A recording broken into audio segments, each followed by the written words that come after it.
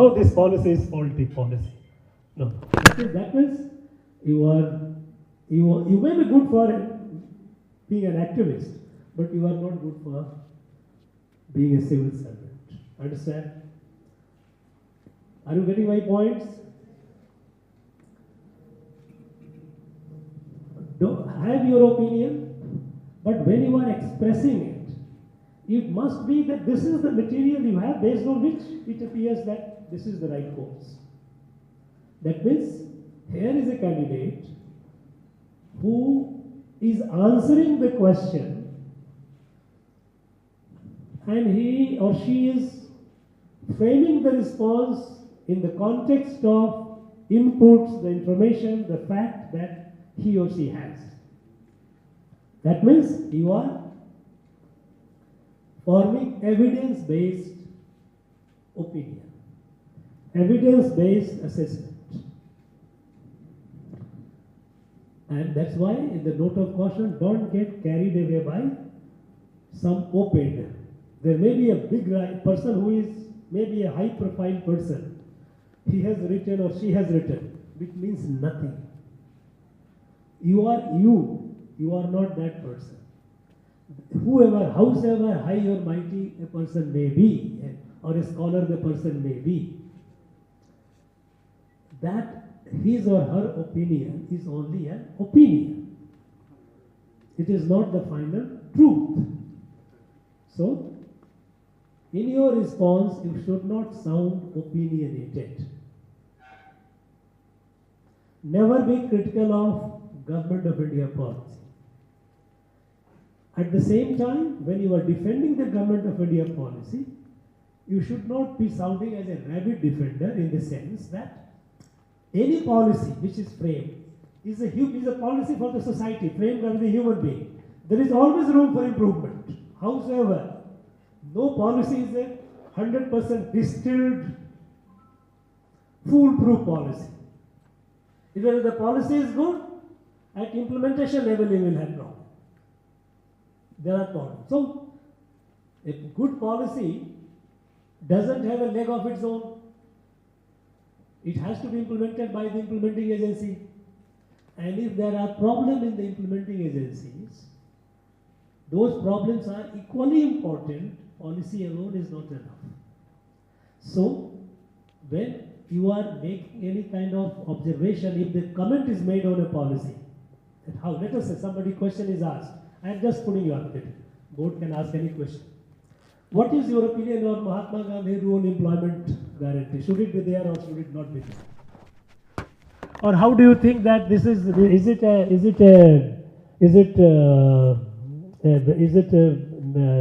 very, very sound policy? Now, what should be your response? Your response should be that yes, sir, this is a policy which through poverty alleviation, because there are people, a lot of people who are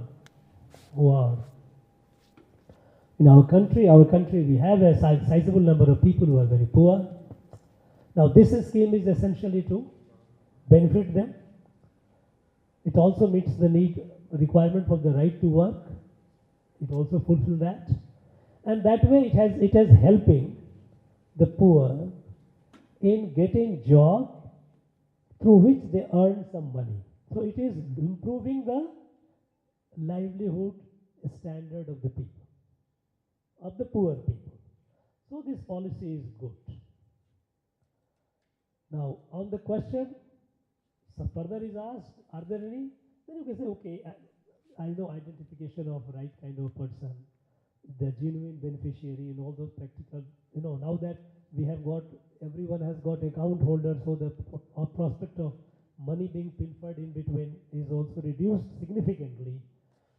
And but what I'm saying is, even when you are coming up a policy, first thing is you don't have to be hard critic of a government policy. Avoid being criticizing the government, central government policy. Your opinion, suppose if you feel something, put it in a way that appears that you are going further improving on it. Understand? That policy is good, you are making it better. Your suggestion. This is how it can. That's okay. That's to that extent it's fine. But don't be critical of it. Okay. Now keep these. Suppose if a question is asked and you don't know the answer, it can happen because the board can ask any question. Very easy to ask a question. If the board people sit on the other side and you start asking questions, half the question they will not respond. So it is their privilege to ask any question that they wish. So there is a fair possibility that you don't know the answer. If you don't know the answer, the world is not lost. Don't say, oh my God, now what do I do? Now I am going to fail. That should be there. You don't know the answer, think over it, take time, pause, and then don't feel shy, afraid, sir, I am not prepared for this. I don't think I will be able to give a satisfactory answer. Don't say, I don't know. I don't know. Instead of saying that I don't know, I say, I don't think I have enough material to give a satisfactory answer. Understand? So when the question is asked, you do not know the answer, and put it with a confident face, smiling. Don't feel shy about it.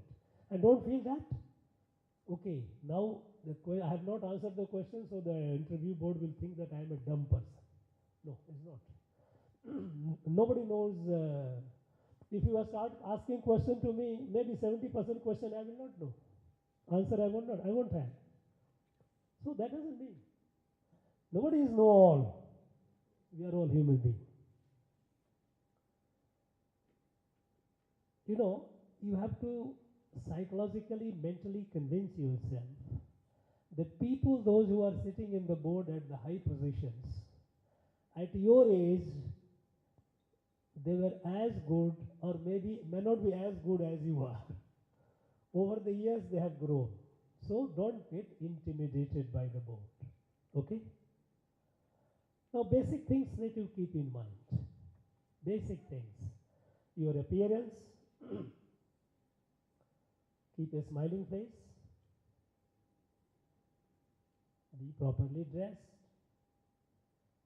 When a question is asked, don't be in a hurry to respond. Process the question. If you don't know the answer, say, I am afraid, sir. I don't think I have sufficient material to give a satisfactory answer to this question. I don't. I'm sorry. And I'm afraid of this. Good enough. No. The answer that you give, because it is also a test of your communication ability. Written communication, they have tested you. How are you in oral communication? That is also a test of your personality. If a question is asked, don't start giving a long theory. This is why it is, that is why. No, this is why you can write theory is okay. Try to be brief to the point that you have expressed yourself. Because brevity is also a mark that suppose if a question, the answer can be made short. If you are going a too lengthy an answer, they will cut you short. Either they will cut you short or they will say, oh, you are not capable of expressing your thing concisely, briefly. Do that. Now, and even till the end, suppose if you are the first question asked, you don't know. Second question asked, you don't know. Third question you would ask, you don't know. You don't have to get flustered. Oh my God, 3 questions, now I am gone. There are people who have, of the 10 questions, 7 questions they have not answered. Even then they have got 60% mark. It is not, as I told you, it's not important because you are giving. It's not important what your answer. The important is how you approach the question. I'm sure you will be able to give some reason, something you will say, but then say, sir, I don't think I am fully equipped. I am fully equipped to give a satisfactory answer. I am not satisfied. Good enough. That is the mark of your personality. So remember, this is your personality test. This is not your knowledge test. Okay? Keep these things in mind. Now, you ask, you have your, I'm sure you'll be having questions in your mind. You shoot the question.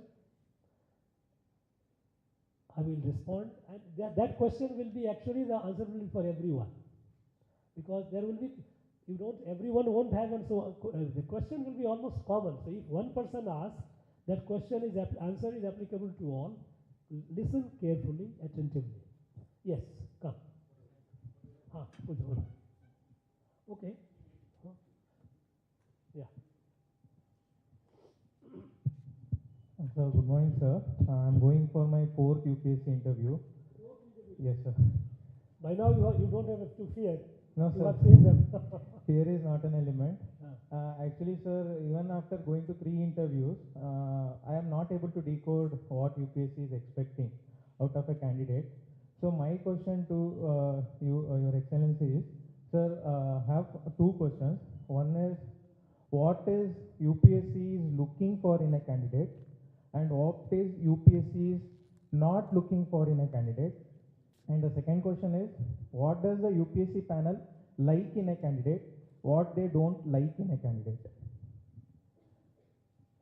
His question is, UPSC, since he's an experienced, he has already faced 3 interviews, he is questioning, his mind is, why, what is that?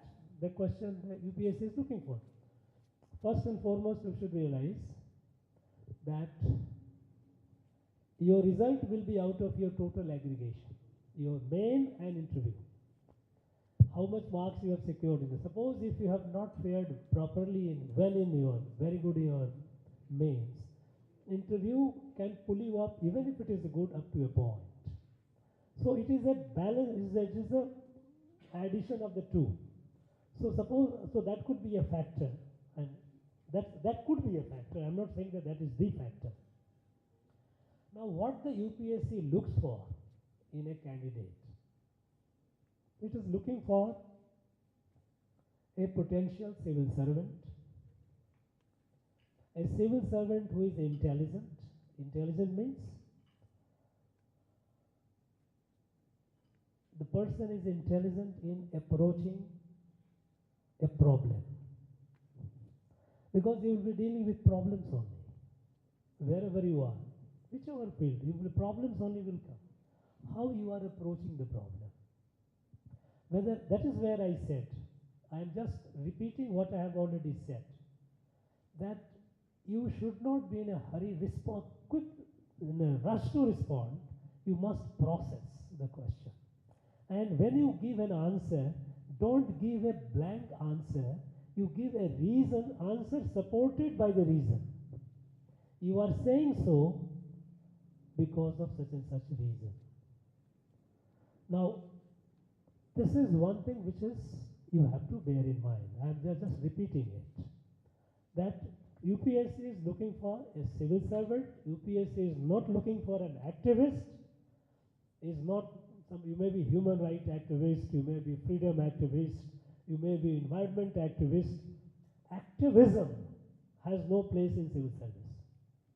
Activism it often borders, you may be for a good cause, but good cause, as a civil servant, you are a part of a larger whole. You are not an independent, autonomous entity. You must learn to behave as a part of a larger whole, not as I am the boss, brilliant person, yes, my mind, everyone must follow me. No, that will not be. Many a times it happens, my boss tells me, as a civil servant, I don't agree. I tell him my views.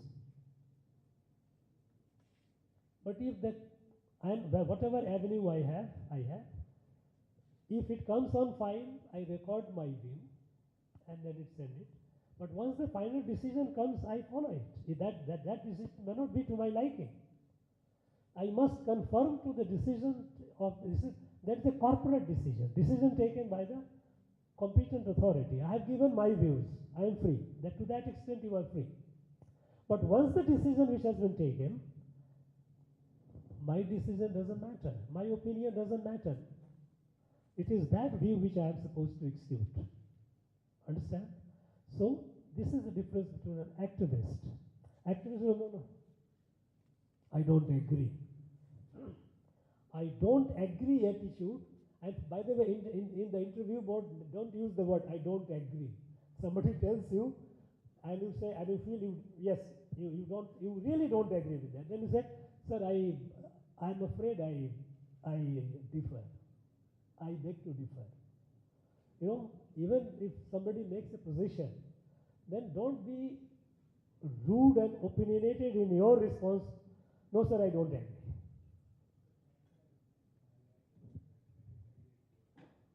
Do it. I would respectfully disagree or say, I'm afraid, sir, I beg to. Language is yours. The question is how you are saying. You are disagreeing, but disagreeing in a polite manner. That shows your personality, that you do not have rough edges. You know, rough edges in the personality is it quarrels, it cuts. When you have a smooth edges, means you are polite. You don't agree with a view, and you are not agreeing with a member of the board who is a superior. That senior, and you are expressing your views in a polite manner. So you said, I respectfully disagree. Instead of, use it. There is no sort of difficulty, is it? If you can think of, instead of using the word disagree, you can say, sir, I respectfully find it difficult to agree. You know, so when there is a tonal difference. That's all. Disagree means disagree. Fine, perfect. There's no, you don't have to have it, but keep that in mind that you disagree, but you can always say that I find it difficult to agree. You know. So, UPSC looks for an intelligent civil servant who will take decisions based on evidence, based on facts, not opinionated, not an activist, is presentable, reachable, accessible to the people. That is what UPSC is looking forward to. Now you can do the introspection if you are missing somewhere in your questions, then you can perhaps find the answer to it. Yes, next question. Yeah.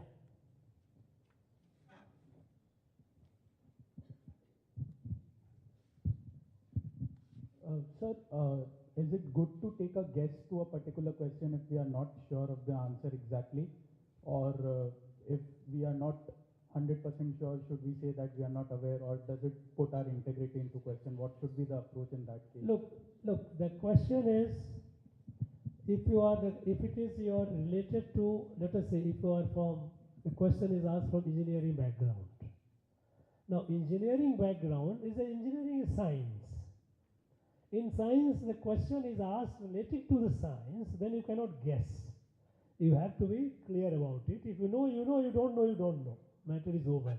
You cannot try to go round about it, because people at the board are smarter than you are. They have seen life much more than you are. You are at the threshold of life. They have seen life. They are at the other spectrum of life.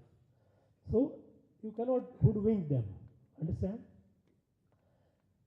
If it in natural science, that is your physics, chemistry, engineering, all these areas, you have to, the question is asked, you know the answer, you respond the answer. If you don't know, I'm afraid, sir, I'm afraid I don't recall the answer. I may not be able to. Be honest. Be honest. About other areas, from politics, from international relations, from national security, from all these areas, law, legal areas, There are areas where these are from social science related. There you can hazard, but you can say that I don't think I am fully aware, but it appears that perhaps this could be, but I am not sure. So instead of just drawing a blank, you can try. You can try and say, but you are putting in a way, not trying to be a smart and convinced this is the answer. Don't try that. Because remember, the people in the board, they are smarter than you guys are, because the sheer fact that they have lived life more than at least twice of your age. Okay? So, be honest. Be honest. Honesty is important. Chalo. Next. Yes, come.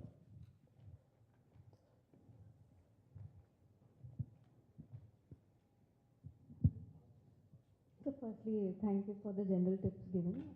So my question is, if I have to give an opinion on something, if the board has asked me an opinion on something, and the stances of, say, the central government and the Supreme Court differ, or the central government or the state differ. So suppose I'm from Andhra Pradesh. So if the stances of my state differ from the opinion or the stance of, say, the central government, and if my opinion is asked in this scenario, how do I respond? Which position should I take, and what would be an appropriate position expected out of me? Now her question is for the benefit of everyone. Her question is, if I have understood you correctly, that if there is a difference of opinion between the central government and the state government, and or a difference of opinion as it appears between Supreme Court and the government, and if court asks me what should I, my response should be good. If it is between the central government and the state government, you should not have any doubt, central government, because you are being chosen for the central government, civil servant of the union government, not of the state government. So you should not have any confusion about it. You may be from Andhra Pradesh, you may like what Andhra Pradesh is doing is right, but government of India policy, you have to, look, there are two things. One is a government policy, and second is some statement given by some politicians, maybe even some minister. A statement doesn't become a policy unless it is a prime minister who has said something. Prime minister has said, he doesn't say loose things. But a minister, after all, he is a human being. In some context, he will or she might have said something. That could be her opinion. You are free to agree, disagree, that's not a point, unless it is Prime Minister. But if it is a matter of policy, there should not be any confusion. If there is a difference between the central government and the state government, you are there to stand by the central government, right? Second is about Supreme Court and the government. First of all, in such a question, if it is a Supreme Court judgment, it is a final. There should not be any confusion about it. Because if Supreme Court comes with a judgment, that is the final. This is what Supreme Court has held, and we are all bound to respect that. Whether it is a central government, a state government, anyone.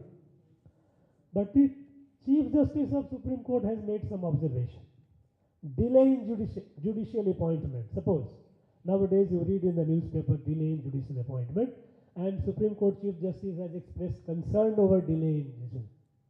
Now, your response would be, sir, I am sure the government would be keen on clearing it. There must be something which I am not privy to, because after all, there is a process, there must be a process by which the president appoints. So, the government, they have to do their own due diligence, and I do not know what exactly it is. I am afraid I may not be able to say. So while you have expressed that, you have said that, okay, you are not criticizing Supreme Court, you are not criticizing Government of India also. Bhaktavatsalam பெருந்தலைவர் Kamarajar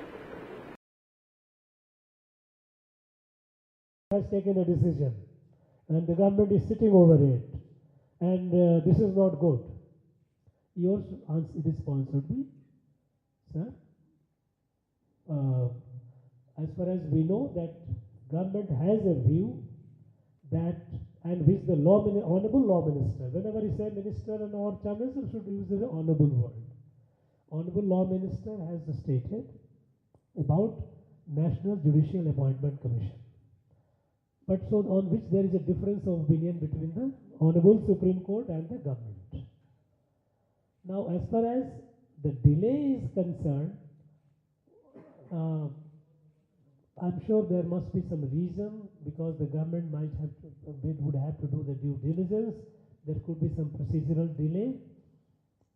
That's all.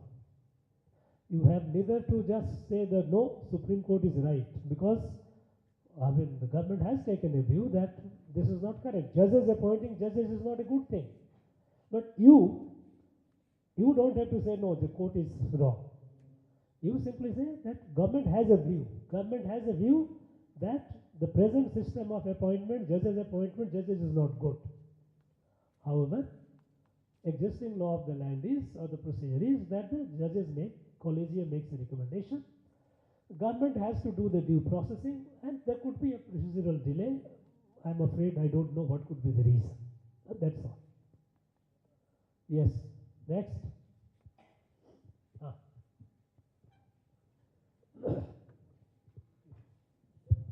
Then you will come. Okay. Thank you, sir. So my question is, like if a particular question is asked, do we supposed to give very simple and plain answer, or do we attach some recommendation or some report in order to embellish it and look it more qualitative? Does it add more marks to the question? Because same questions may be asked to few candidates. So what are people expecting? Some out of the box solution or what? No, if the question is something which is based on, which the answer is based on a report of a committee or a commission. Suppose if the question is asked and about certain policy of the government, that policy is based on certain recommendations. First of all, it's the policy, you are defending the policy. But you are not defending the policy. When I say you defend the central government policy, doesn't mean, no, sir, government of India is always right. No, that's not the point. When you are defending, you give the reasons. Either a committee has been set up, committee has given a report, court has accepted it. So when you give an answer, the answer should be backed by some reason. Answer should not be just a cryptic one line, yes or no. Or no sir, this policy is good. This policy is good because you know that this is a policy of the government, and government has formed the policy because of such reason. Let us say question is asked on Ayushman Bharat policy. You say Ayushman Bharat policy, if you have the data available with you, you quote it. Yes, so many millions of people, those who are now getting benefit out of it, poor people, it is an access to health care. It is an instrument, it is a policy by which the poor and downtrodden people have access to quality health care. So it is good. Not that yes, Ayushman Bharat is good. You give reason, supporting reason, but not too long, you don't have to get into it, but give reason, not just simply yes or no, or maybe you give reason. You have to give reasons. That, you know what, I asked you the way to your answer, the question, how you have approached the question. The approach to question, the question is asked, you have processed it, you are giving an answer. Answer has to be followed by your reasoning. That this is how you say. Yeah, please. Another one is how to balance honesty and diplomacy. Like certain questions in which they ask our opinion, but do we supposed to give an honest opinion always? No, what is the meaning of honest opinion? Give the, yeah, please. She has asked a question. Should I give an honest opinion and or what? Now, each individual is unique. You are here, almost more than 60 of you. Maybe we are adding a few. Each one of us are unique in our own way. Now, what I think honest, you may not think honest. He may not think honest. What is honest? Honest moment is your understanding of a particular opinion is based on information that you have. If you get some more info, and you must accept and realize that nobody has got access to full information. None of the candidate has access to full information. Let us say question is asked on on LSE. Okay, China has moved. How much do you know about it? You only read in the newspaper. What is your honest opinion on that? Your opinion cannot be your own honest opinion saying that no, we do not know what happened, so we need to be investigated whether the Chinese really came or not came. No, that degree of honesty is not expected. That is not honesty actually, because what we say honest is based on our own understanding of the situation. If the new evidence, new fact comes, our position will change. And then in that case, do we say that I was dishonest before and now I am honest? No. All these things are tentative. At any point of time, any question that you approach the question based on your understanding at that point of time. And then you respond. And that is why you give a reason, saying that this is why. I am saying this because of this.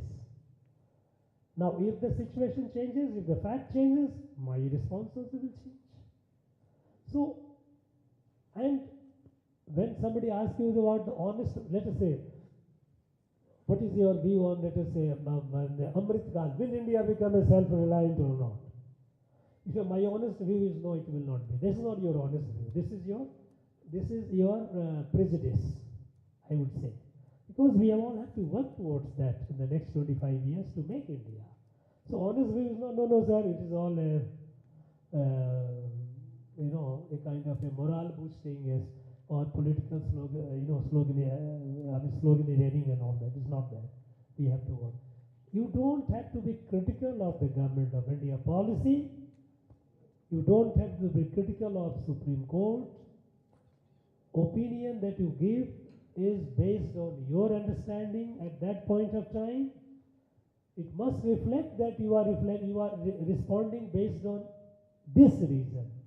The new fact comes, you will change your position. You are open to that. So there is nothing called honest opinion. Yes, maybe personally you may not agree with many policies of it. And these are no-go area. This you keep it to yourself. You don't have to vent it out. No, I have my own reason to say it is not. That kind of honesty will not work here. No, that is your personal prejudice. Yeah. Sir, if I ask about performance of a government of India's policies, for example, if we take demonetization, so if we say that yes, it gave push to digital cashless economy, but largely, if I have the facts that largely the economic consequences were not that good. The MSMEs and all, 99% of the cash returned back to the system. So, if we have more points regarding the negative impact, so can we take that stand? Yeah. Now, Siddha, a good question. Now the question is asked on demonetization. The demonetization, was it good or bad? The question is asked. Now suppose if you have an input with you that it has given a lot of setback to our economy, a smaller, medium, a small enterprises, micro, they suffered a lot because it was essentially a cash driven. These are facts, right? When the question is asked whether demonetization was good or bad, and this may be asked, by the way, you should realize it, such a question can be asked. Your answer should be, sir, demonetization, if you look at from the legal point of view, the Honorable Supreme Court has held it was legally valid. So there is no constitutional issue or legality involved in it. Number one. Number two is its impact. Its impact, if we can think of it, it has been a mixed one. There have been certain decline, and it got some of the businesses which were cash driven, it was a setback, and such setback is expected when you make a radical shift. When you make a radical shift, there will be a setback. When you change the status quo, there will be some change, there will be some discomfort, happens. But eventually it led to more and more digital economy. People have started moving toward, as a result, even today, even the person on the footpath vendor uses digital transaction. So, and today India is the largest digital commerce country in the world. Now, temporary setback is inevitable in any change that happens. Now that any change that you bring about, in radical change that you bring about, it is bound to disturb the status quo, and when the status quo is disturbed, there will be some negative aspect of it. It is given. But in the long run, yes, we have not succeeded in making a cash-free economy. Cash is there, it has come back. But the fact is that this country has become the largest in terms of digital commerce, so much so that even a footpath vendor is using digital medium for transaction. That's the end of it. Yes. So good morning, sir. So my question is a continuation of my fellow candidate question. So there are certain issues like where Supreme Court hasn't made any decisions. For example, especially sedition, sir. Sedition, Supreme Court has shown its concern and it has kept it in abeyance. But whereas the central government is strong on stance on sedition. In these cases, do we have the liberty to differ from central government, or should we support the central government in these cases, sir? Yeah. The question is the issue on which there is a difference of position, tentatively, not finalized, but because Supreme Court has not yet declared sedition as ultra vires to the Constitution.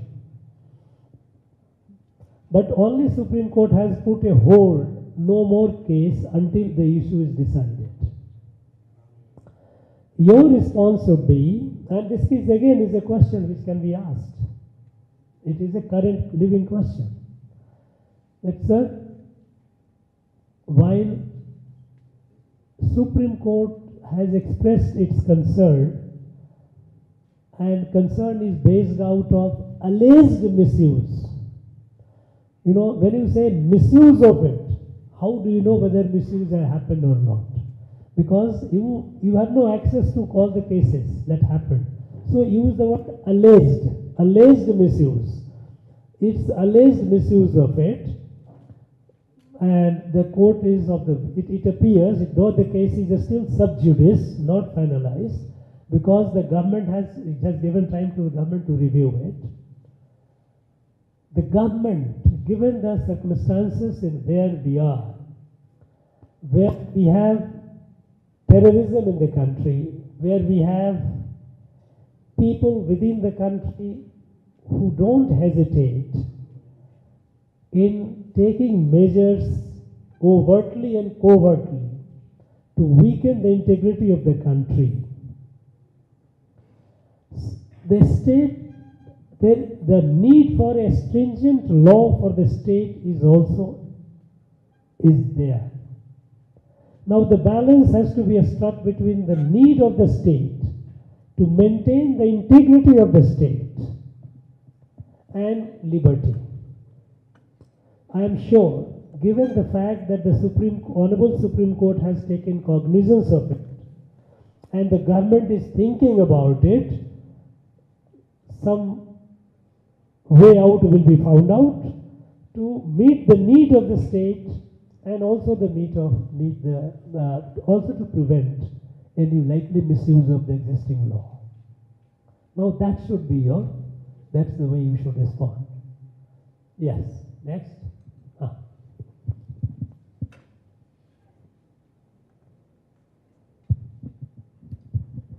Sir, as you have pointed out that the interview board is looking for a potential civil servant. But at the interview stage, with the lack of training or legal knowledge, with these humble and nascent beginnings, how is the interview board convinced of our answers? Or what part of our personality gives them rigor in our approach to, let's say, law and order or social issues, sir?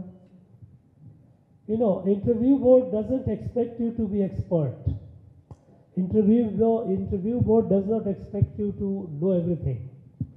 Interview board expects you to be, as I said, as a potential civil servant, you are intelligent enough to First thing, you are alert about what is happening around the country, around the world.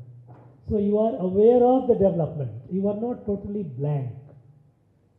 It may happen that you may not recall that thing or everything. That's okay. But you are not completely blank on what is happening. So you are alert citizen. What is happening? Second is you are observant. That what is happening, you are reading, you are trying to understand based on whatever comes in the public domain, because your access is only to public domain. And based on that, you are approaching the question.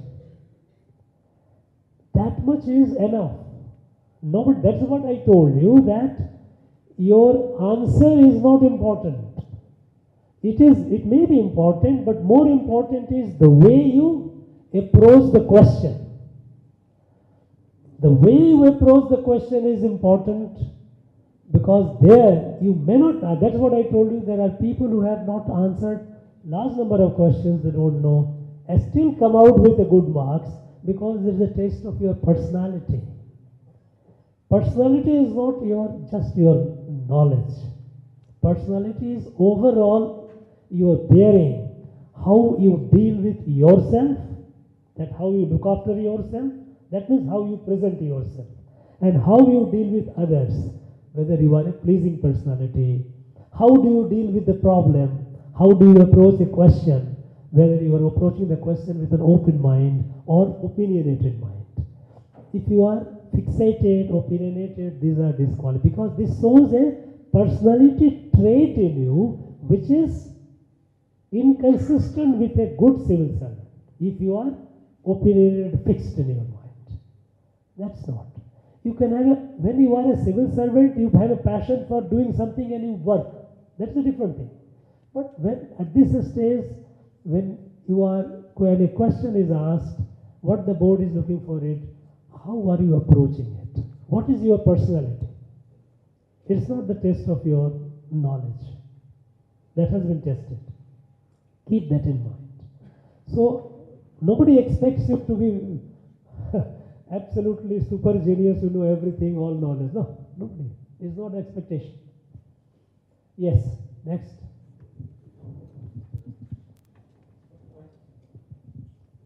Sir, I have this question. It is asked to almost everyone in interview. Why civil service?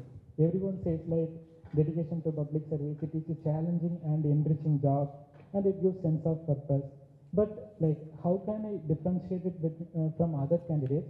How can I introspect myself so that I can express my personality in this question? Or like, is this a question just asked for initial, like just to before beginning the interview for a formality? Now, what you were saying, that the question is that why are you joining civil service? Okay. The question is that you are an engineer, you are a doctor. Well, you could have served the country as an engineer, as a doctor. Why do you want to be a civil service? Some people commit the mistake. Some people, they say, sir, I am committed to service to the nation. I want to be patriotic and I want to serve. And look, I mean, don't you give all these kinds on the scale. As a civil service gives you an opportunity to serve at a scale much larger than your profession could give you. As an engineer, you are working somewhere, you are an engineer doing great job. It's not like that. It is not less. But it comes, you may be creating some new thing, new technology, which can serve the larger humanity to a large extent, much more than any civil servant can do it. But when it comes to service, civil service gives a much wider opportunity for service, number one. Number two, you will be able to influence the lives of a larger number of people by being a civil servant, by being a part of policy formulation and also delivery system, both. You will be able to influence for the better the lives of large number of, you can touch the lives of large number of people as a civil servant. Both ways. When you are in the field, you are delivering the service. Okay?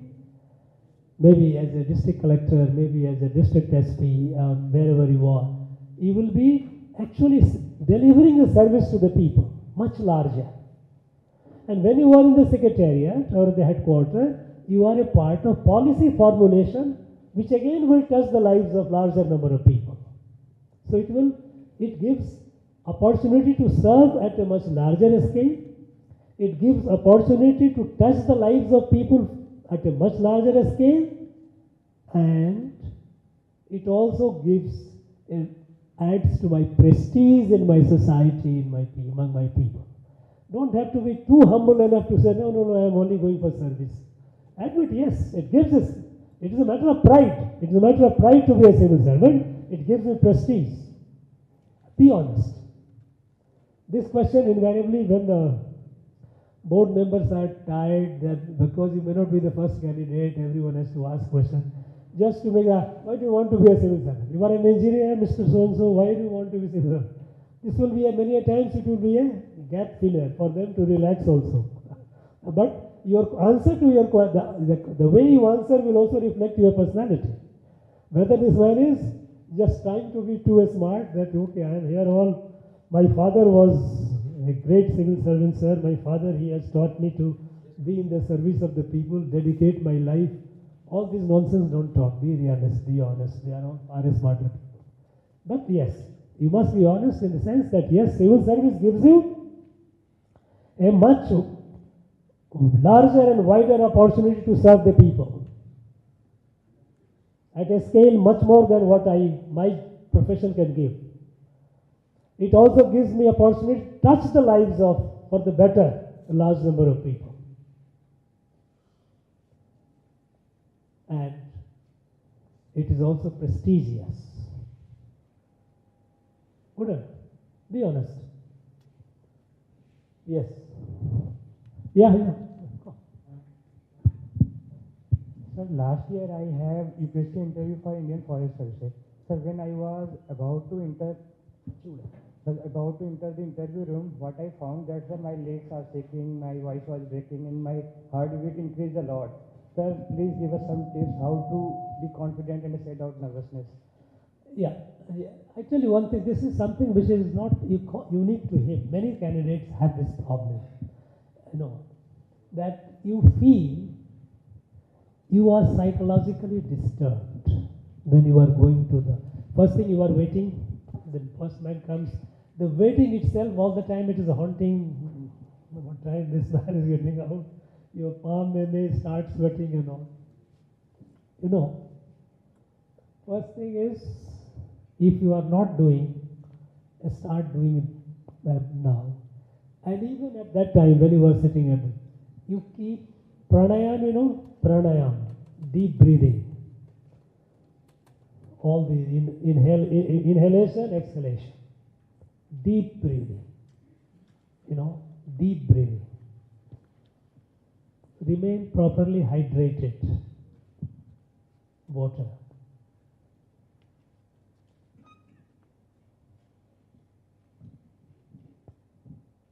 Try to get a good night's sleep before you go, and develop an attitude that the people whom you are going to face, they are also lesser mortals.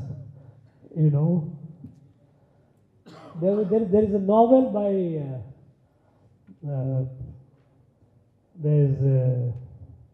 what's that?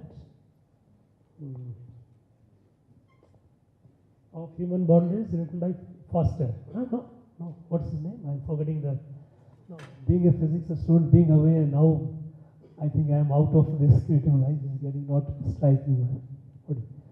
Of Human Bondage is a very, very famous, one of the famous work. There, the writer writes in a character. There is a big judge sitting with all the wigs and all those. And he says that his lordship, while sitting in the chair, he should also keep a toilet paper on the side to remind him that you are a human being. Now remember the people, those who are in the board, they are elder, they are not different. You don't have to, this is something which you need to develop, Now, are you developing any cold feet, leg shaking when you are talking to me? How are you feeling now? At that time, I have thoughts like I'm just 21 years old and they have combined experience of more than 200 years. Now, if that's what I'm saying, that at 21 years, you have qualified for interview.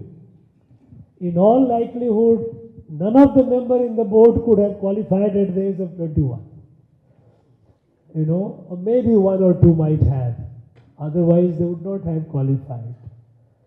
So have that confidence. Have that confidence. Pranayam, deep breathing, try and convince yourself.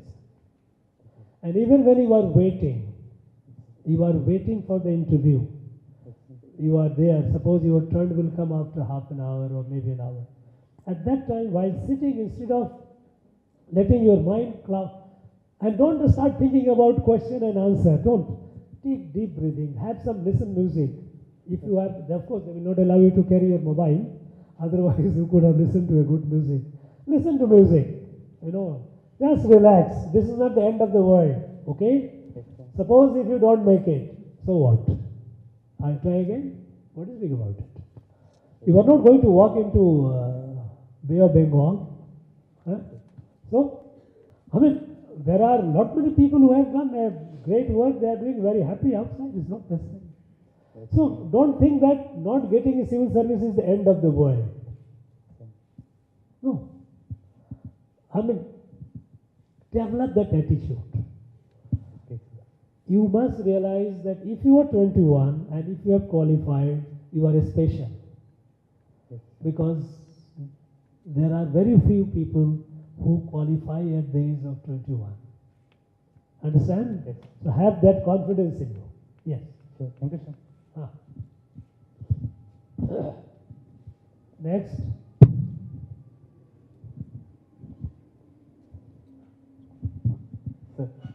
My question is on choice of preference. Like UPSC asks for preference of service. We tend to give IAS as first preference, but my first preference is IPS, Indian Police Service. So whenever we choose Indian Police Service as first preference, UPSC generally asks questions on only issues in the police system. We make up our mind, we prepare on efficiency of police system, but UPSC asks only on issues in police system. So how to highlight the issues, like what issues we should highlight or how to defend our stand? No, listen. First thing. Is there somebody new in police? No. So you are not supposed to know much about how the police works except your perception of it. Suppose if your first preference is police service, and if the question is asked, why Mr. So-and-so, why are you choosing police service? Now, I will ask you the same question. Tell me, why do you want to be a police officer? Or be honest, yes. Why? Why do you want to be a police officer?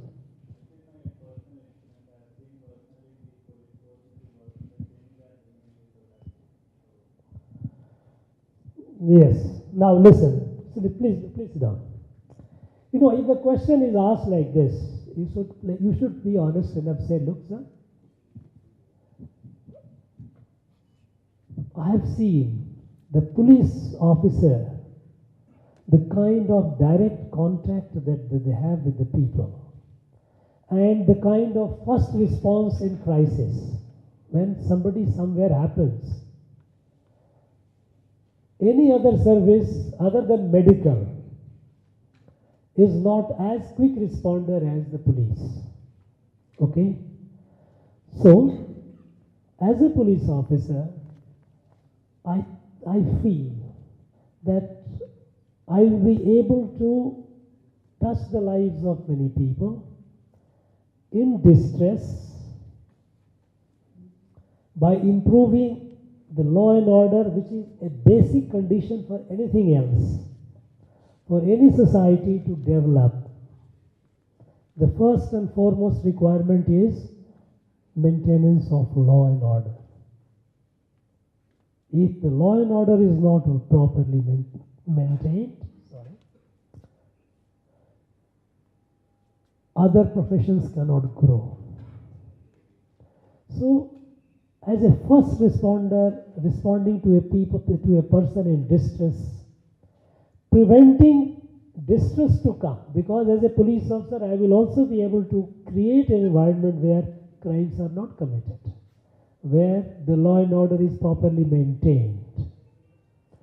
And I have, it's very unusual. Normally I keep my phone in a flight mode whenever I meet. Today I think I just slipped out. So, see, I love the way you can respond directly, and look at this. The people who suffer most in day-to-day life are people who are poor, who are not privileged. And as a police officer, I can be their savior. I can provide them the succor. That motivates me. And of course, add to that the charm of the uniform. Don't hesitate in telling that. Charm of the uniform. That also. Now, a person who is privileged, person who is well-off, he may not need, he will talk to somebody, he may talk to the top guys for addressing the problem. The most of the problems which police addresses are the problems which affect the ordinary folks, poor people, deprived people, and you are there, standing by them, ensuring that they don't have tears in their eyes. This is a great service, and I feel that is what I should do. Be honest. You don't have to say how the police to be reformed and all, because what do you know about police? I mean, if you would start talking about police reform at a stage where you are not familiar with it, say, look sir, once I get into the system, I will be, but there are certain things like there is a negative perception, some policemen not behaving properly, but things are changing, and if I am inside, I will be able to know more about it. Because when you don't know about a thing, how can you comment on that? It will all look artificial. If you say, no sir, this is police commission so-and-so said that, police commission so-and-so said that, these will sound pedantic. Be honest. Tell it. Yes. Next. Yeah.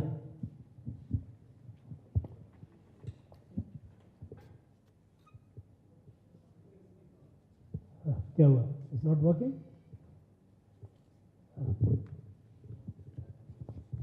Sir, in case of gender inequality or equality related issues, am I expected to take a stand or should I take a middle path? Look, as a lady candidate, the expected of you is to defend the interest of the ladies. No harm in taking a position that yes, because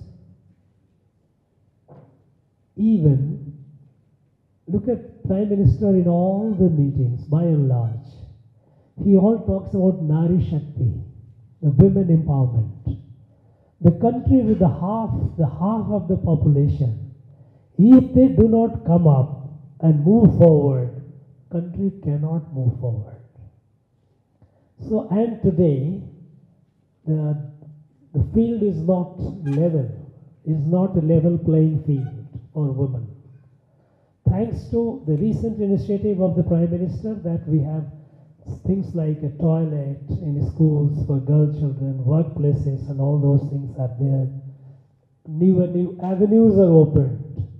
But when it comes to gender related, you must take a position that women needs to be empowered, women needs to be more aspirational and come forward, for which opportunities must be given. Now, you do not have to be, while talking about women empowerment and women, more and more women coming up, moving forward, you don't have to be unduly critical to the men. There is a difference between having a positive approach that yes, this country, if we all, Prime Minister has said in the Amrit Kal is next quarter century. By 2047, India must be a fully developed country. Now, India cannot be a fully developed country if its women folk are behind. You cannot, no society can. And that is why the emphasis of the Prime Minister has been to provide more and more opportunities. Right from cooking gas to the ladies in the villages who don't have access, toilet in the houses, nutrition to prenatal, postnatal, all the cares for the growth. Beti Bachao, Beti Padhao, all these are essentially to build the nation. The nation cannot be built if the women's full potential is not harnessed. You know, today our workforce participation of women is far, far less than what it should be. We must. So you must take a position in support of women empowerment that is expected of you. But while doing so, you make out this case rather than women have been suppressing, men have been suppressing, men are male chauvinists and all. That part you would have to ignore it. That part, even if it is there within you, you don't have to speak out. You just put on the positive side. Yes, women have to come. This country has to be great. If it has to be fully developed in the next 25 years, as Prime Minister has said, women have to come forward, and their full potential must be harnessed.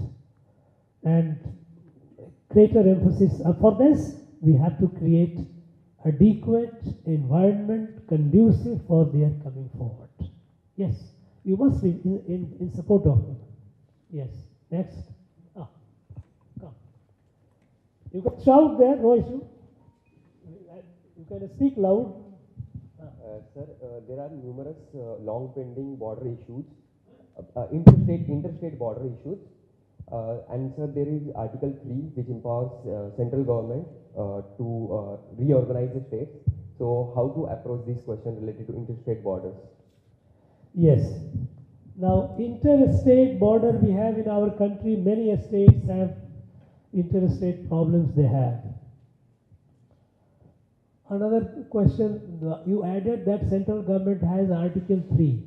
Article 3 is not for central government, it is for parliament. You know. Now, in a question of interstate border dispute or interstate any dispute, water dispute, border dispute, there can be any number of disputes. Your response would be, sir, in our country there are so many states were created and during the state reorganization, and subsequently more and more states have been created, and out of one state, many states have been created. And in the process, there are some issues regarding sharing of resources. Resources can be land, resources can be water, sharing of resources. In this regard, there is an interstate council headed by the Union Home Minister. Interstate council is headed by the Home Minister. Regional councils is headed by we have several regional interstate councils. Regional councils of the states of the region. Southeast has the 5 states, similarly North has different Northeast. So there are regional councils where the chief ministers of all the states are member and the Union Home Minister is the chairperson. And there is an interstate council functioning at the central level. All these mechanisms are meant to address the issue of interstate disputes. Many a times the disputes even go to the judiciary, there is a Supreme Court also looks into it. So I think, sir, these issues have to be resolved having said all that, you said these issues have to be resolved through peaceful dialogue. Peaceful dialogue. It is, and you can also say, you can add that most of these disputes are also as a result of inadequate communication and improper appreciation of the situation. So with a mature handling and through peaceful dialogue, these issues can be resolved. And for which we have a mechanism. Mechanism are interested councils, regional councils. There are certain tribunals which have been created by the Supreme Court over the water disputes and all between the states. So you rely on these instruments, that there are instruments, but your input will be, it should be done through peaceful dialogue. The aggressive politics by either party, it only creates problem, it does not do good to anyone. Understand? So your answer should be through peaceful process. That will be your input. Rest you will be stating the fact. Yes. Next.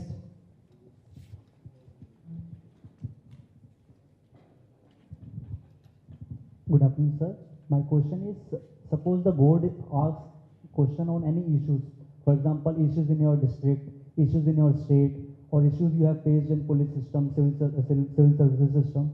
So should we address those, should we discuss those issues only, or should we provide some solutions also, so that we should appear like a solution-oriented person? Look, solution-oriented you can give, there is no harm in it. For example, let us say, you are all, by and large, except a few, you are all from Tamil Nadu, okay? A question is asked, sit down. A question is asked about Sri Lankan refugees, or question is asked about Sri Lanka.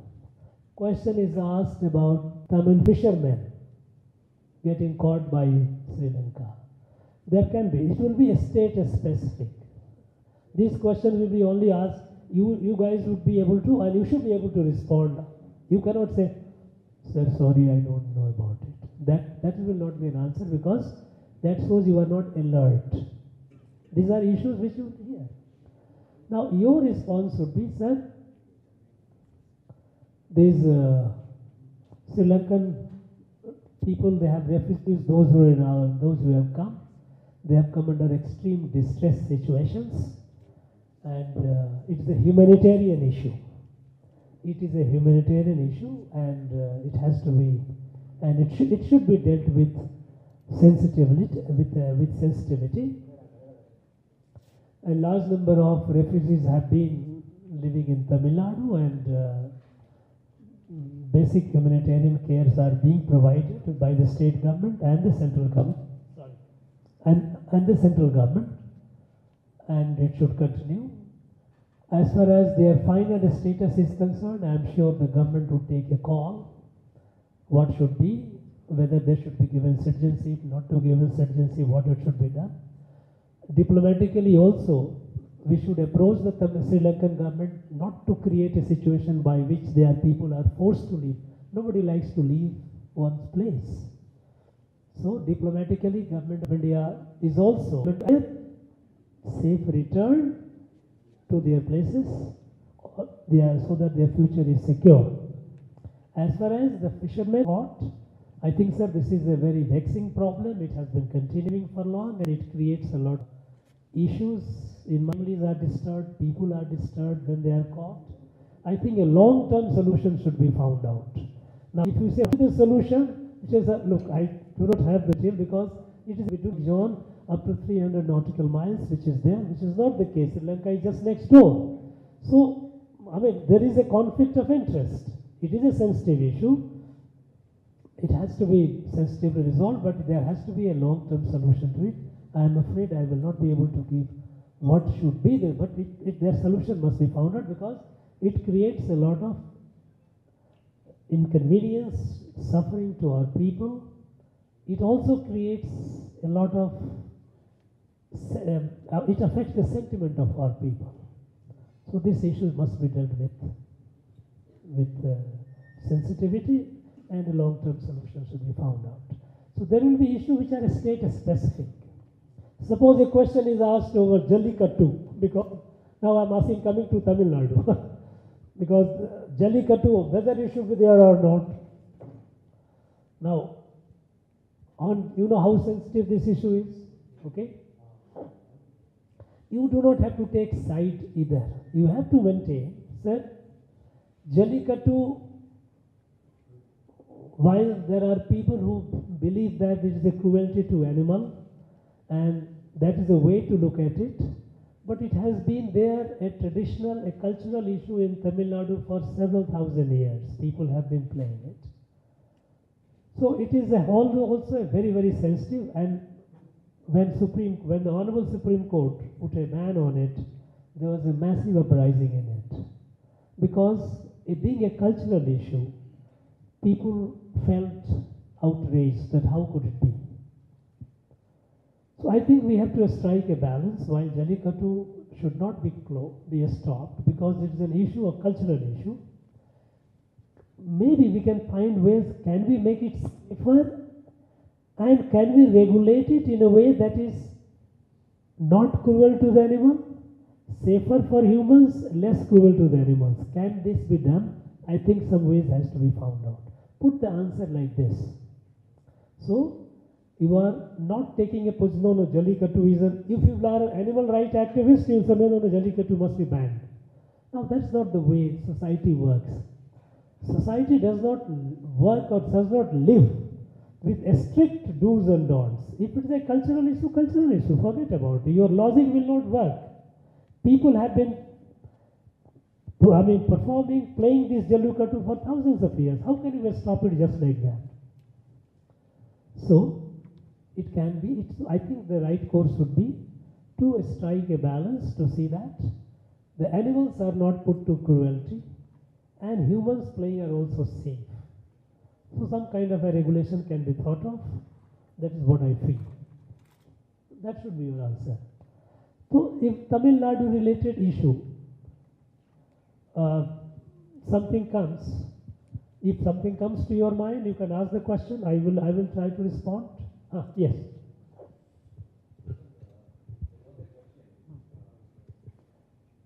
Last time, should we address the union government as union government or central government? And how question, sir? Now, union government is not a problem. Union government, there is no issue in that. And this is a central government, union government. India is a union of states. There is no confusion about it. The problem comes in Tamil Nadu because in Tamil translation they start using as a Ondriya Varisu. Now we know that Ondriya is a structure in the hierarchy below the district, below the subdivision. We call it Ondriya. Now it is a psychologically, it is a political game of playing it down. So union government, there is no harm. ISP, I use the word union government usually. But when it comes to a place where it is translated at Ondriya, there I say this is not proper because this is only a political instigation. That is not the way. It is, it can be, the issue is not with union. Issue is with its translation in a way. Suppose if there was no Ondriyam structure in our society, there was no problem. But we know that Ondriyam is a lower level social structure. And that is why. So union government, there is no problem. You can call it union government without any fear, without any apprehension. We all use it. I also use it, union government, in normal cases. When it becomes politically overloaded, then it becomes an issue. That you are unnecessarily trying to, the finger it, trying to belittle it. That's not the way. Let us not be disrespectful. When you are trying to be Ondriya Arisu, you are trying, perhaps the intention is to be disrespectful. That is not it. There is no harm. You can freely use union government, central government, government of India, whichever term you feel, nobody will mind you. I can tell you, outside Tamil Nadu, nobody even knows it is an issue. It is only here it is an issue. Outside Tamil Nadu, nobody.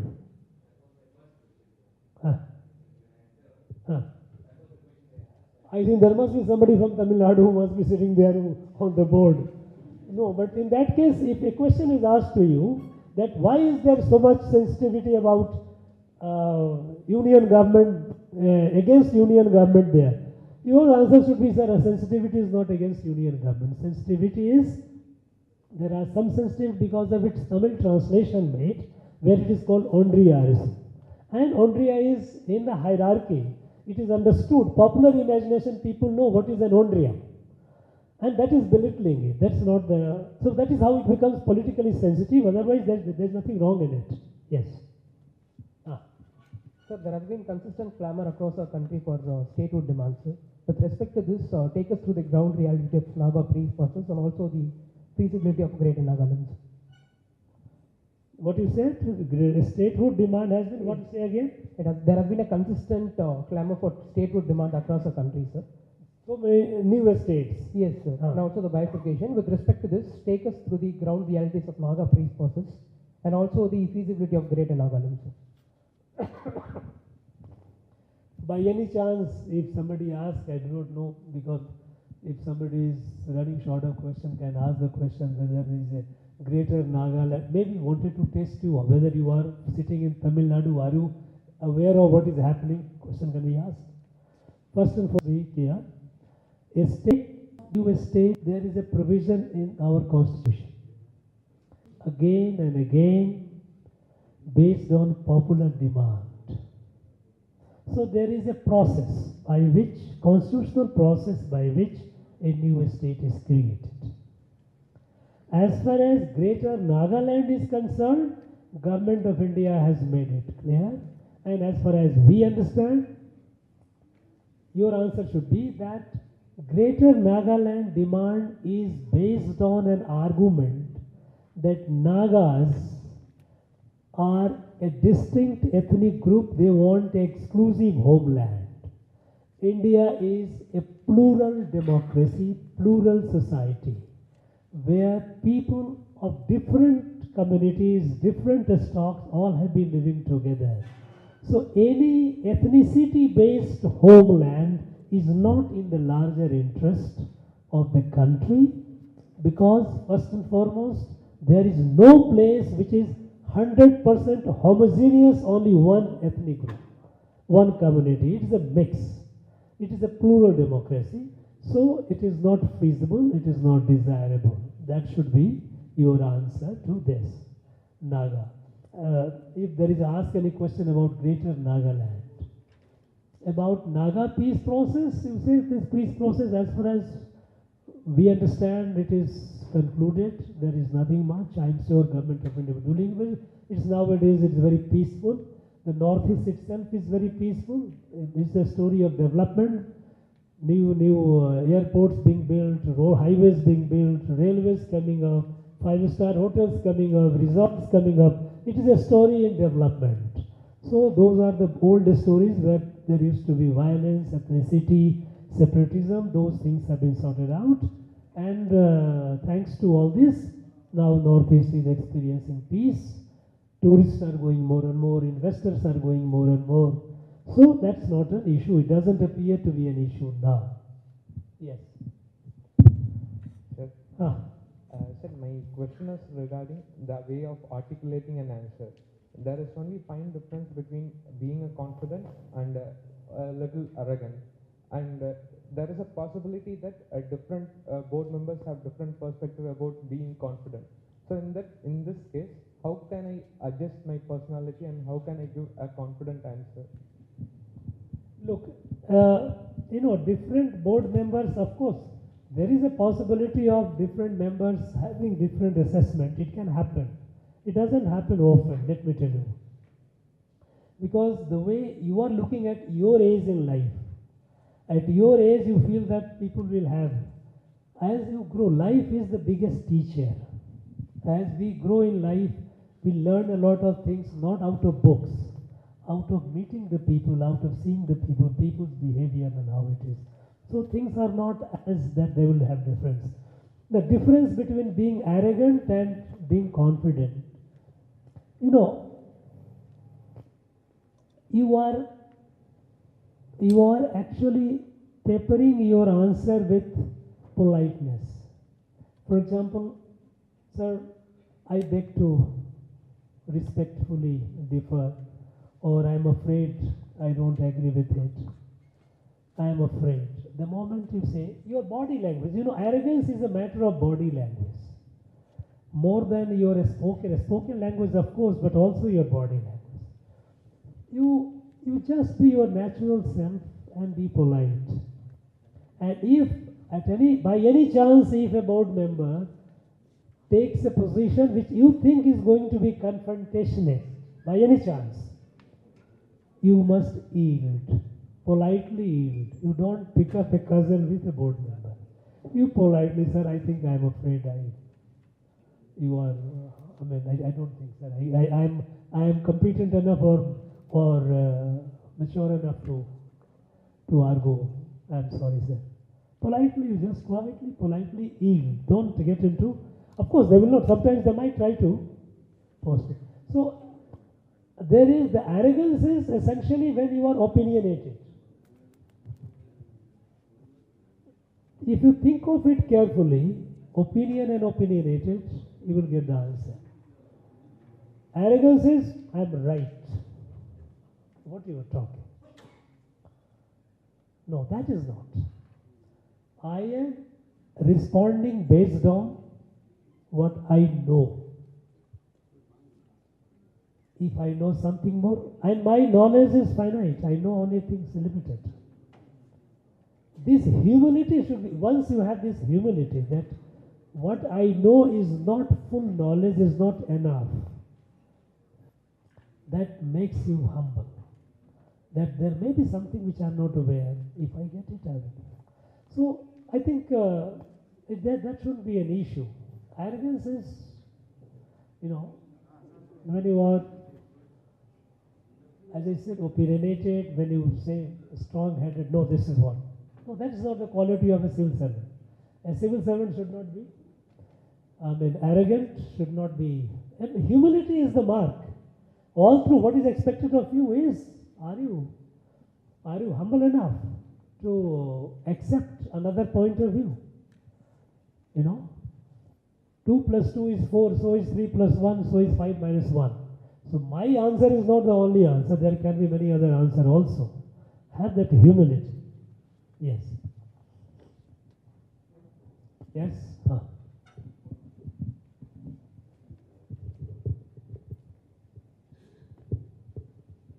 Sir, my question is, if the board put us into some task-based question, if they are giving some task like you are being put as an interlocutor to deal with some sensitive issues, so how to approach such questions? What should be our mindset? How to put forth our ideas? No, say again? Sir, if the board put us into some task-based questions, say if they are saying if you are being appointed as interlocutor for some sensitive issues, so how to approach this question? What should be our mindset? Right.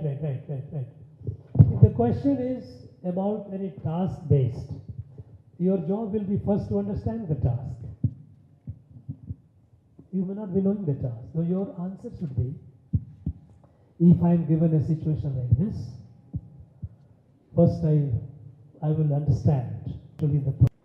And first, you understand the problem. Second, understand the stakeholders. Who are the people who are affected by this, or who believes that they have a stake in it? What are the positions of different stakeholders? Because most of the situation happens because different people stakeholders have different positions, and then you have problem. So you understand the task, the problem, you identify the stakeholders, and you appreciate the stakeholders' position. Now, if there are 5 stakeholders and 5 different positions, it may appear as if it's a very serious problem. How do you reconcile the 5? It makes it easier for you. Because after all, many of these positions are based on a limited parochial understanding. Your task will be essentially to bring about a consensus among all that. Understand? So if a task based in a generic nature, since you mentioned about interlocutor, I am saying that, you understand the task which is given to you. You say, first I will understand the task, what it is about. Then who are, let us say, if there is a cyclone and you are, let us say you are a district collector or you are made in charge how to deal with it. Cyclone is coming, there is a forewarning, or there can be a situation that after the situation. Either way. So you consult the team. Who are the people who can understand? Let's say if there is if the cyclone is coming, the meteorological department will be one who will be giving you information. On the ground, who are the people? Okay, who are the sort of responders to it? District administration, down the line, police, medical, fire. All these people, you will constitute the team.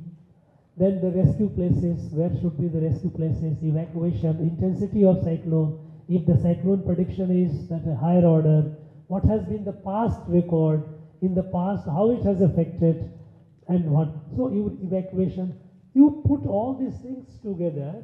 The idea is when you are responding, you are thinking, you are taking stock of the whole thing. You are not just saying, sir, I will just respond, distribute relief, and I will put it on. Who are the stakeholders in a situation? Then identify those people, bring them, form the committee, form the team, and then you start addressing the issues. Understand? So, understanding the task, identifying the stakeholders, perceptions and the positions of the stakeholders in a natural disaster, their capacity. Who can do what? Now health can deliver the health services, but they may not have the mobility. So providing them the transport. You have a doctor, you have a nurses, you have the compounders, but they don't have the transport. Provide them. You have to provide the support facility. Maybe rescue, fire. All these things have to be you given, while answering the question,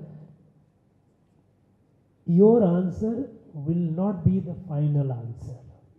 But your approach to the question is that you are approaching the question in a way which you are bringing about, you are thinking and you are bringing all the people. Now this shows that this person, this candidate, he or she knows how to address the problem. If a problem comes, situation comes, how do we deal with it? How do we deal with it? What is the nature of the problem? The nature of the problem is disaster. Suppose there is a communal situation, let us say, some sensitive development has happened. Suppose there is a allegation that cow meat has been found in a temple. It can become a communal issue. Now immediately what are you going to do it? Okay? Suppose you are in the administration. They get the police, get the community leaders, get the temple management, bring it, see that okay, there is control the media communication by social media, not the wrong information is not disseminated. You will start working. The moment your approach comes, then board gets a sense that yes, here is a candidate who is approaching the question with logic. And that will be finally is not an issue. There may be some element left here and there. That's not you. Your answer is not going to be the answer which is going to be implemented on the ground. Essentially, how you are approaching the question. That's important. Yes. Sir, in continuation to the issues of the Northeast, there is a problem of infrastructure development. At the same time, there's also ecological imbalance and disasters that happens when infrastructure is being developed in light of the recent Uttarakhand landslide. So, how do we create the balance here, sir? We asked about it. No, I tell you, Northeast, if the question comes about Northeast, listen.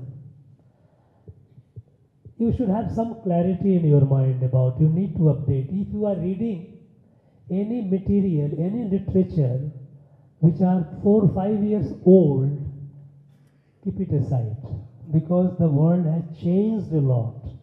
The region has changed, the whole entire region has changed dramatically in last 5-6 years, you know. So old narrative is not valid today.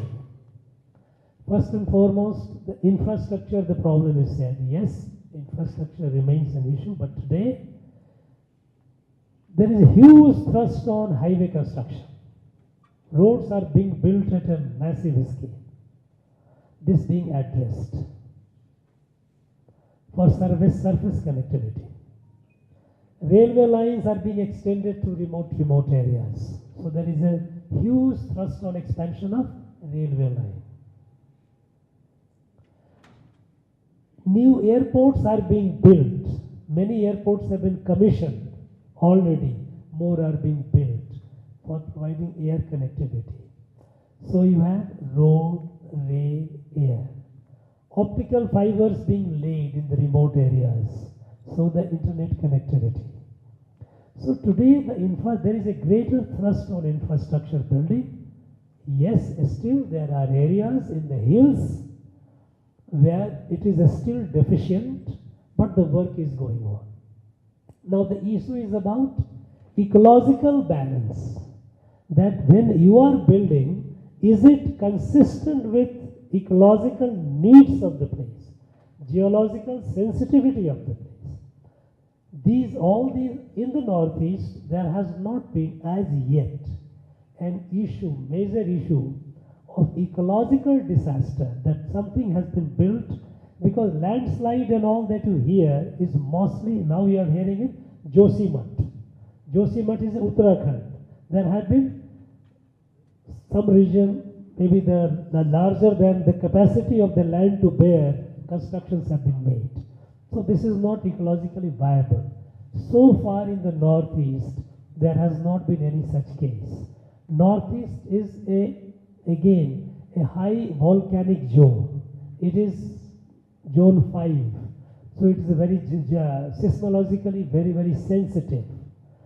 And any construction that happens in the Northeast region, the fact that it's seismologically very sensitive, it is always kept in mind. So in the hills, there are regulations for constructions. So ecological balance so far is Northeast concerned, there has not been any major issue. As and when there is an attempt, people start making noise. You have a lot of active groups, activist group. So check and balance happens. So Northeast, that is not an issue as such so far. But yes, infrastructure is being built at a massive scale, and things are looking up. The states are competing to match the advanced states of the country. So now there is a growth and development story in the Northeast. Next.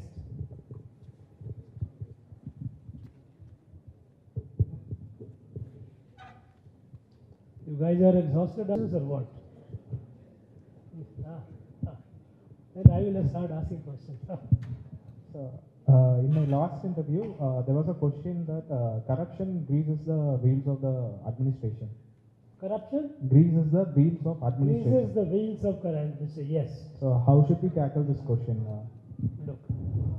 Now there is a theory in economics that corruption is not all that bad. There are some economists come up with a theory, it is established. There are papers, though I am not an economist, but I have read some of the papers where people say that corruption is not altogether bad. Your position should be very clear. Corruption is not only an economic, it is a moral issue.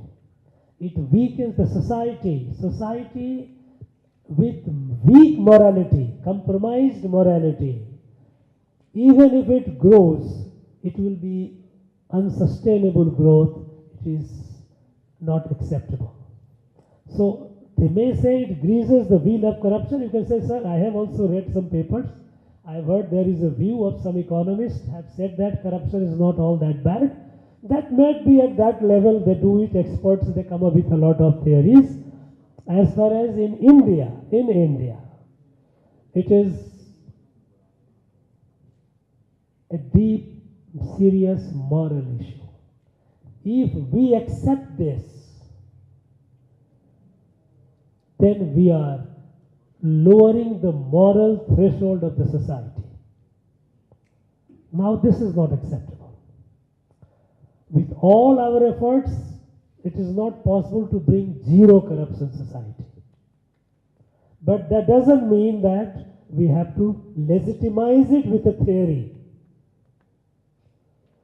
If corruption happens, and it happens despite all the measures, but we cannot give it a theoretical justification. Corruption, with all the initiative, all the efforts, we have not been able to make a zero corrupt society, and perhaps it may be an ideal society. But that does not mean that we give it an theoretical or ideological or economic legitimacy, because that will be lowering down the moral threshold of the society, which is not acceptable. That should be your position. Yes?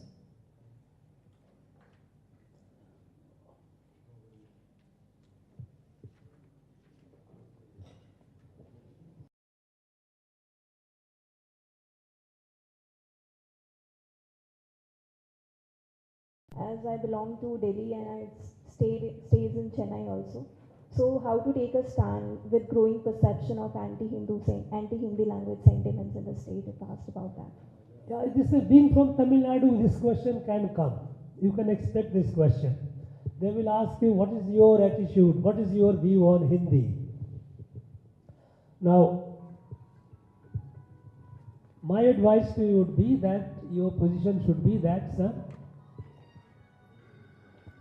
we should learn as many languages as possible. Learning more language is only helpful. In our country, we have so many languages. Tamil is a very rich and ancient and rich language, and people of Tamil Nadu are proud of it. At the same time, we believe that if we know one more Indian languages, not necessarily Hindi, it can be any other Indian languages, it helps us in better connectivity, communicating with the others. So, while the government of Tamil Nadu has a two-language policy, you say, yes, government of Tamil Nadu has been following a two-language policy where English and Tamil alone are taught. But I believe that learning one more language, it is only helpful. We should, I think that's not a very, because you should realize that you are going to be in the civil service of the union, of the central government, not in the state government. And there, it will be good if you take a position that it will be good if we learn one more language. And if you want to be more diplomatic, to be more pleasing to the board, you can say, since in this country, the single largest number of people are Hindi speaking, some working knowledge of Hindi is always helpful. That kind of answer you should give, so that you are not viewed as absolute rigid South, because then again you will be opinionated. Remember, if you say, no, sir, we should not. I say about imposition and all, these are political noises that happens, because even I think one question that you also must be prepared about the national education policy. You can expect questions on that. So there also there is a greater thrust on mother tongue, regional languages. There is a greater thrust on that. So we said there is a greater thrust as such on learning more and more learning in mother language, regional language. Even the government, the Prime Minister, position has been that even the higher technical education like medical and engineering should also be in the regional languages, and that is very much good. But I think learning one more Indian language is helpful in communication, in reaching out. And since in this country, the single largest number of people, if you go by the language, Indian languages, then perhaps the Hindi language. If one learns Hindi, it's always helpful. So don't say that yes, Hindi must be learned. It's not say. It's always helpful. Put it this way. Understand? Okay, yes, is helpful that it helps us, anyone who knows the language, more language. First, your answer should be that we should learn one more Indian language. One more Indian language. And when it comes to Hindi, then you take a position that I think, sir, Hindi is since there are larger number of people who speak Hindi in the country, so it is helpful. So put it that way. Don't take a position that no, Hindi should not be, no, Hindi must be. Both the position you should avoid. You should avoid. Unless you are a Hindi chauvinist that you say, no, Hindi should be there. Then of course, it is the choice is yours. But I think it's good enough you take a balanced position that yes, we must learn one more Indian languages. It is helpful. And larger number of people speak, so knowing Hindi is always helpful. Yes. Any current affairs question you have?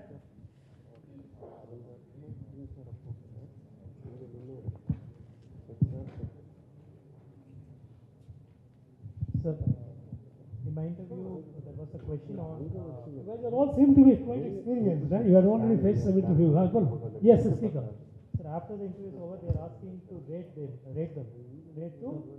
Rate the board. Should we humbly reject it or what should be done? Do they ask nowadays to rate the board? Is it so? Huh?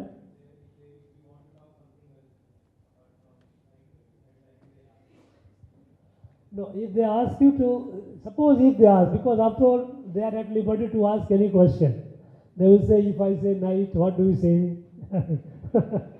The choice is here. They can ask any question. If they ask you to rate, I say it's a wonderful, sir. I mean, it's a privilege to such senior people. I mean, how often do we get opportunity to see so highly placed people like you people, sir? So it's I feel fortunate to be here. And with that, when somebody says, if you like to have something more, if they ask you, that means they are pulling your leg. That's all. No. If they are pulling your leg, then you politely say, sir, I am here, I'm just a student. I like to, because any word of wisdom coming from you is something good for me. I think this kind of question, you just smile. You don't have to respond even. If they ask you that, if you like to say anything, please. If such a question is asked, then they are pulling your leg. You just give a smile. I say, sir, I am here to be interviewed, sir. So I mean, you are the one who have to ask the question. Maybe one day when I get selected, with your grace, I get selected. I sit on the board, I will also ask questions. No. But today, simply, I am here to be interviewed. You know. Yeah. What should be our stand on Sabarimala issue? Pardon? What should be our stand on Sabarimala issue? Look, Sabarimala issue is one, you have to strike a balance. One is a Supreme Court position. Second is a culture and tradition. Similar thing happened in Jallikattu. Jallikattu, there was a massive outrage. So the government of India came with an ordinance nullifying the Supreme Court order. In Sabarimala case, government has not done that. But nevertheless, it is a cultural issue. You say, sir? I think when it comes to the issue of culture and tradition, it is, in my understanding, it's better if it is not harmful to any, then it should not be interfered with as far as possible. As far as possible, it is because a right to equality, all these things are recent concept. You know, this country or society does not live by constitution. Constitution is a regulatory body. Society lives by its own norms, its own sense of right and wrong, its own tradition, its own values. If those traditions and values are being questioned on constitutional principles, if it is harmful to some, yes. Like somebody says that no, child marriage, it will be there. We know that is harmful to the child. Child is not of an age where he or she can take a decision. Why are you forcing? No, it must, if it's a system, it has to be stopped.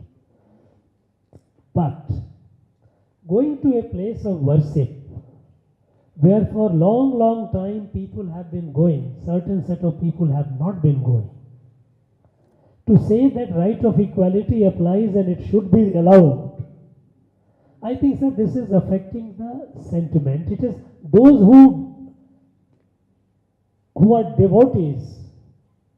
Temple is a place for devotee. A devotee of Ayyappa will go by what has been the injunction. An activist will say, no, I will go. A temple is not a place for activists. At the same time, suppose if there is a temple where suppose Dalits are not allowed. No, this is not acceptable. Because this God is not only of one caste. The God is of this deity. So this preventing Dalits entry into temple, this is not acceptable. They must be permitted. They must go. But if by tradition, people have not, and even after the Supreme Court thing, if you look at Supreme Court order came a few years back, but women have not been, certain cases women have not been going because a devotee would like to go with devotion, not with a sense of entitlement and right. Understand? So I think your position should be, sir, in matter of tradition and culture, if so long it is not harmful to anyone, I think as far as possible it should not be disturbed. It should not be interfered with. That's all.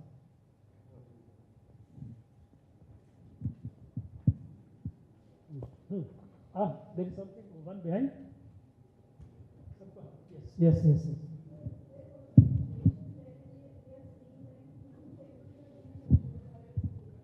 So what stand do we need to take in case of... Look, yeah, if the question is asked, and suppose it can be asked, again, it is Tamil Nadu, it is a very sensitive. The Hindu temples being controlled by the government. I think my advice, because you as a civil servant aspirant, you must be conscious of the fact that you should not behave like an activist. Understand? There your answer should be, sir, I think there is an act of the state legislature, validity of which has been upheld by the Supreme Court also. So it is being administered. However, there is also a demand that temples management should not be in the hand of this. So they also have a point, and there is some agitation campaign going on to take the temple away from the government. Now I am sure in due course some way will be found out. There could be some issue of management, mismanagement, but I think, sir, this is right now. You should not push. No, government must be out. I mean, that's not. You are not being an activist. Remember it. Mind it. There is an act. Act has not been held unconstitutional. So the act is valid. There is a department is working. I may not like that. That doesn't mean that you have to take a position. No, I don't like it. Your position should be, sir, I think there is an act. There is an act has got it's a constitutionally valid. There is a department which looks into it. However, there are issues and cases have gone up to the High Court. High Courts have Madras also has pointed out so many deficiencies. I think the competent authorities should look into that. With that, you stop that. Don't take a position, yes, temple must be liberated. You are not here a temple activist, okay? You are going as a civil servant, despite it. Yes.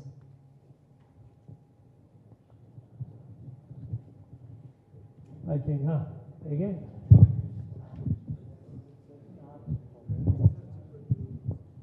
why are people from Tamil Nadu always protesting for everything? Jallikattu protest, Kudankulam protest, methane hydrocarbon protest. And he was like, what is wrong with the people of Tamil Nadu? That was the question asked. No, if a question, suppose, if a question like this is asked, why are people of Tamil Nadu always protesting Jallikattu, Kudankulam, then something will say language. What is wrong with the people of Tamil Nadu? Now you should realize that this is a question, mischievous question to provoke you. Understand? So this is again testing your personality. It's not, your smartness lies in not getting provoked. I say, sir, agitation have been happening all over the country, but it's now that maybe people of Tamil Nadu, they are more emotional to do it. But I think, sir, by and large, protest agitations in Tamil Nadu has been subject to law regulations. So, as far as I am concerned, I don't see anything wrong in Tamil Nadu. With a smile, you say, I don't see anything wrong with the people of Tamil Nadu, because I think like any other part of the country, people of Tamil Nadu also enjoy certain rights, constitutional rights, and they are as much agitations in a democratic society is a part of our life. Now, a question like this, it can be a trap, it can be tricky. You should not get agitated and defensive. No, Tamil Nadu people are very law-abiding, very simple people.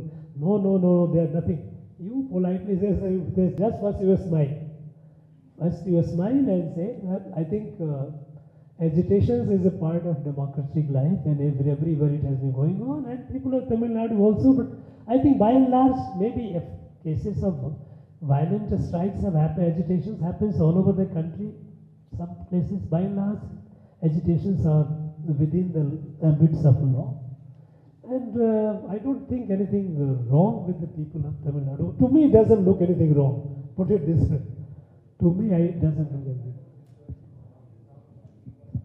Then your answer should be, sir, I don't think, sir, you should, because I don't think I see anything wrong with the people of Tamil Nadu, because people of Tamil Nadu agitate like anywhere people agitate. Anywhere people, I mean, you don't have to start giving the counter that, look, there are a lot of agitation, farmer agitation, jet agitation, khap agitation, all kind of agitation are going on all over the country. You don't have to get into just with a smile, because you should realize that this is a question to provoke you, to make you, to expose the real you within you. That, okay, as a Tamil, you will feel bad about it. This man is saying, what is wrong with Tamil Nadu? What is this? Don't get into that trap. You just smile as I don't think there anything, to me doesn't appear anything wrong. People hesitate anywhere.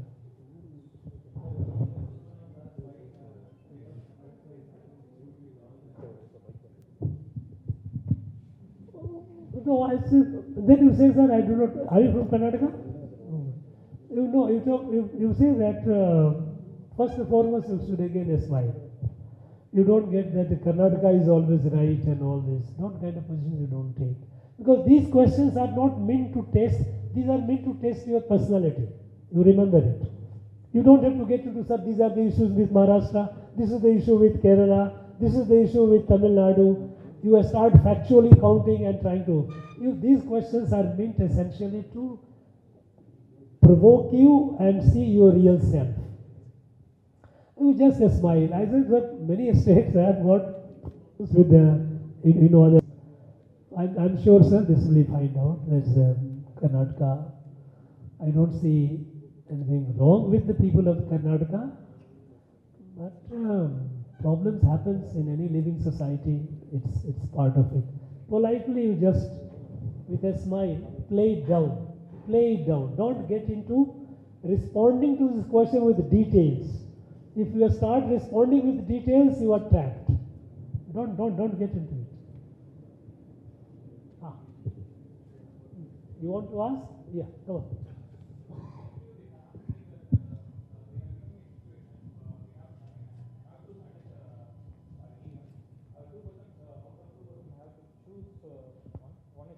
corrected, but the function will be more efficient, and the other person, the efficiency will be reduced. If the efficiency is reduced, naturally there will be a sense of discomfort with the people. So tell me a practical approach. Would you select the corrected person or not corrected person, sir? No, if a question like this is asked, whether you are, there is a corrupt guy who is efficient, there is an honest guy who is inefficient.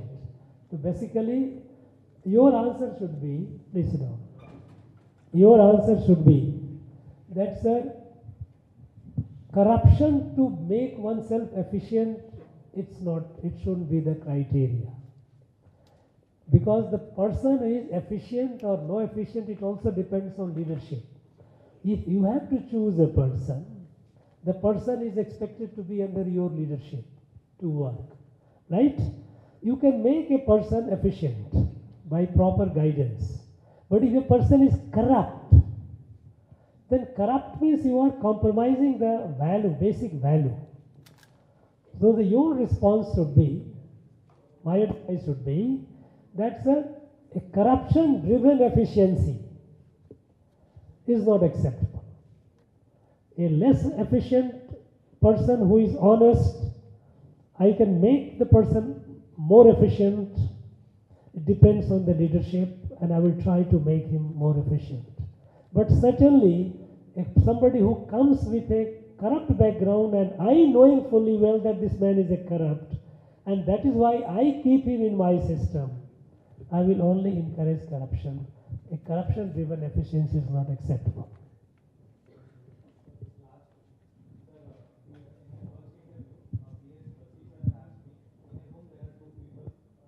There are two people. One is you and another person. You are given a chance, you should shoot that person or kill yourself. What should you do? So the question asked. No, sir. You just smile at that. You don't have such questions. Need not be responded. I say, sir, I think we will be friends. I don't have to be under compulsion. He is my friend. He is whom we are here. There is no question of either killing myself or shooting him. An option given that you have only to shoot or shoot him or shoot yourself. You don't have to accept that term. You say, no, I don't accept it, sir. We will be friends. We will be dear friends for life. No, these are essentially the questions which are essential to put you. It is also to find out, whether you are thinking only in terms of the limitations given to you, or you also think something more. Now tell me question. Question is put to you, real life. Will you do that? You will not do that. So why should I? You must take it into the real life perspective. Okay?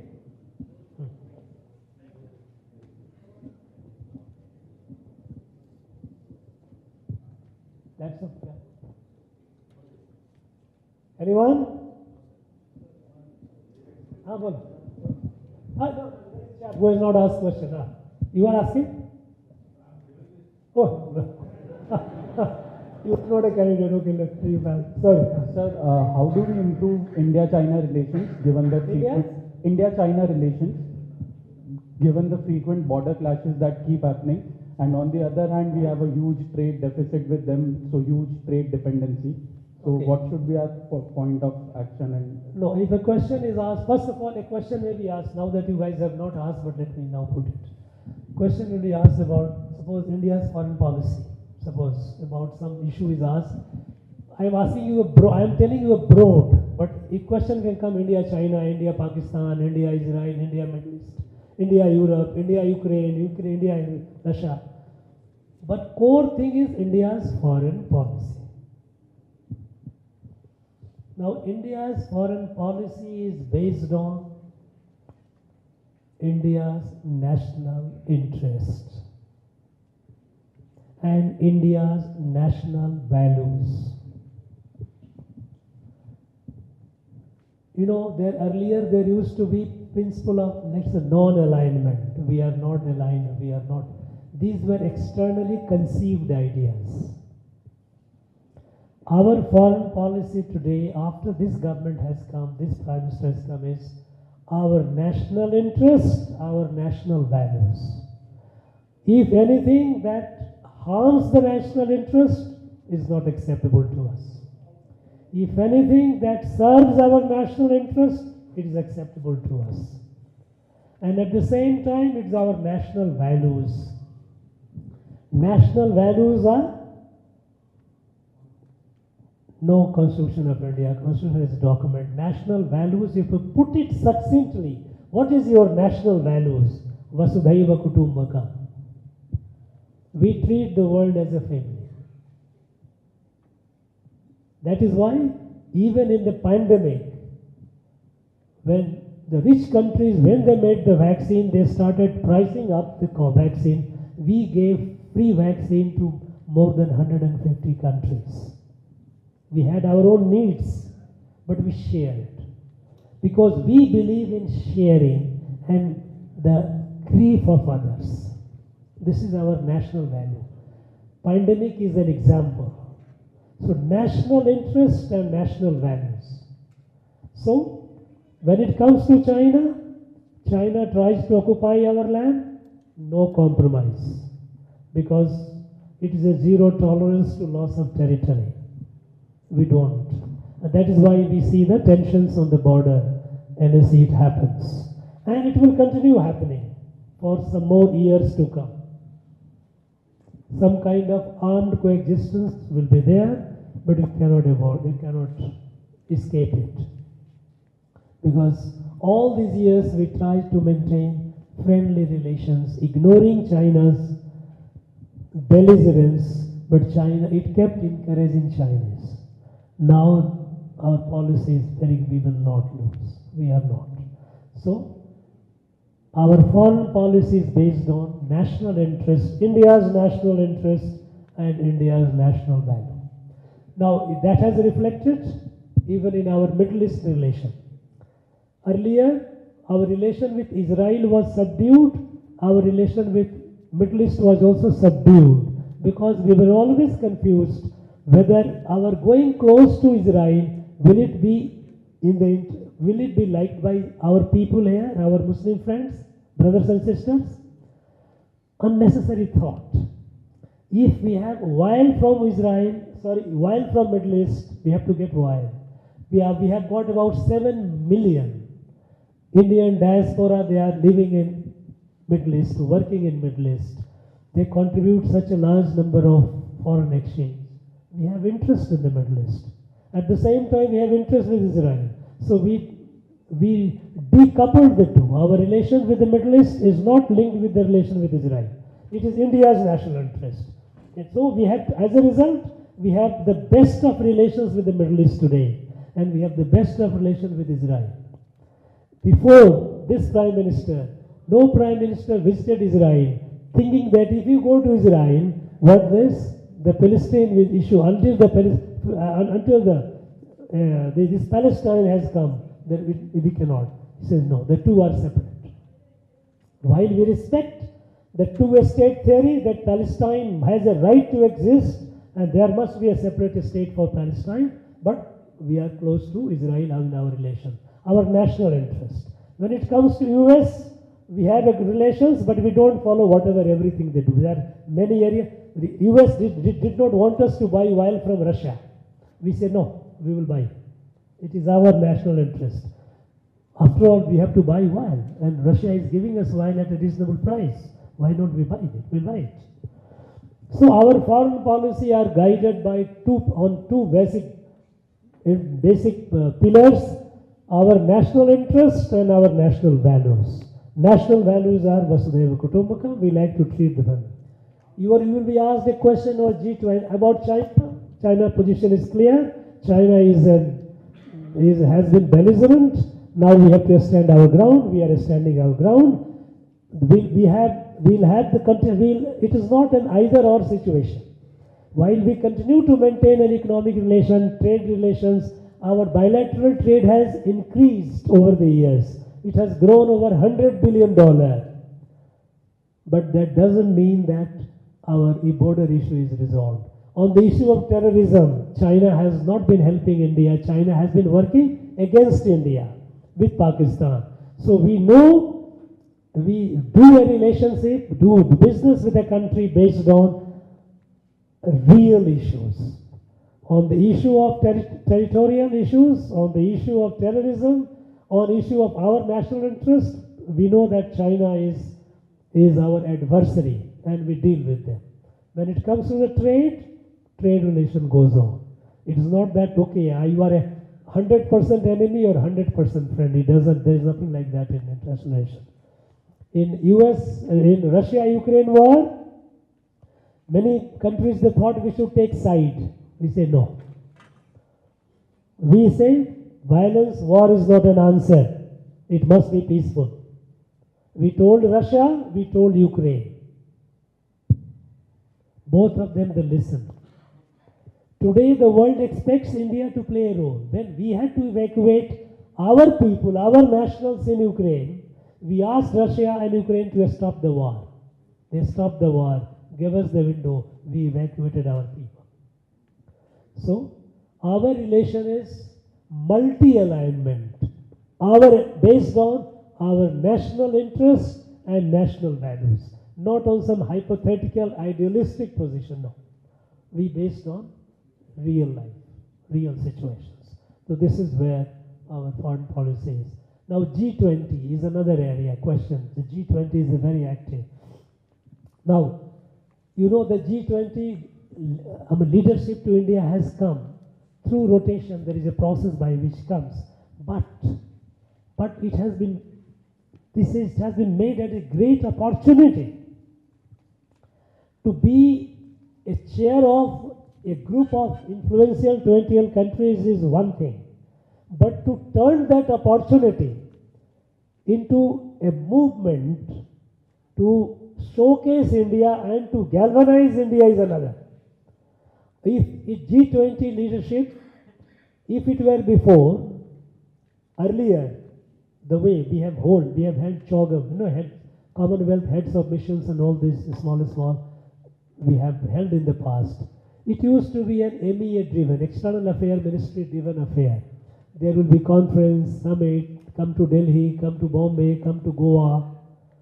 Now, G20 is being held in all the states of the country. And there is a total involvement. There is a youth, women, entrepreneurs, all segments are associated. So that awareness is being created. That here is, suppose, even in Tamil Nadu, we had 3 venues for G20. Chennai, Mahabalipuram and Coimbatore. All the places, when the events are held, you will find women entrepreneurs will also be coming on the sidelines and talking to them. They will be telling about how the women of these areas are doing, what great things are being done, good things are being done. Youth will be coming and interacting with them. How aspirational. We will showcase our strength, our art, our culture, our agriculture, our science, technology, all these things. So that when the delegates, they go back to their countries, they go back with an impression of India. Because international impression of India is, traditionally it has not been good. Reality is different. So now, even G20 has been made into a, what is Prime Minister called is Jan Andolan, a mass movement. Every segment of the society, there's a farmers vertical, where the farmers would be meeting the G20 leaders on the sideline. Look, this is how the farmers are doing in this country, whichever location they do. So there is a fundamental change in the way this international event is being organized in the country. It is not 1 or 2 or 3 or 4 or half a dozen meetings. It is more than 220 meetings will be held all over the country, involving our people, all sections of the people, students, youth, entrepreneurs, women, art, culture, farmers, MSME, all will be coming and participating in this. Now, energizing the country, because we are expecting more than 100 daily. When they come, in the process, we will also get energized. When all the sections are asked that you are going to interact with G20, okay, Coimbatore, women entrepreneurs, all that they are doing, they will also get active, they will also consciousness, they become policy. They will work it. Similarly, other fields. They will meet them. They will come back with we will also get energized. International perception also will change about this country. That look, well, we didn't know about it. Because what do they know about India? They know about India what comes in the newspaper, what comes in the media, on the television, what has been written in the books. But the books written on India are old books essentially, are not necessarily very charitable. They depict India as still as a, one of those third countries and all. It is not the case. Today the world looks at India with an expectation of leadership to solve the global crisis. Let us say the climate crisis. The whole country looks at India as a model.